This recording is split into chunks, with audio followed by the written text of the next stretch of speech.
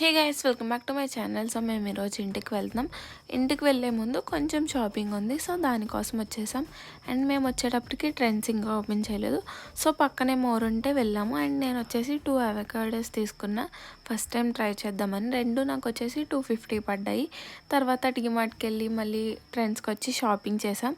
So shopping అంతా అయ్యేసరికి 12:30 అయింది. ఇంకా లంచ్ టైం అయిపోయింది కదా అని చెప్పి సో ఏలూరులో ఉన్న గోల్డెన్ స్పూన్కి వచ్చాము. ఒక pizza and French fries, 2 burgers and Thums Up తీసుకున్నాము. పిజ్జా బాగుంది, ఫ్రెంచ్ ఫ్రైస్ కూడా బాగున్నాయి క్రిస్పీగా.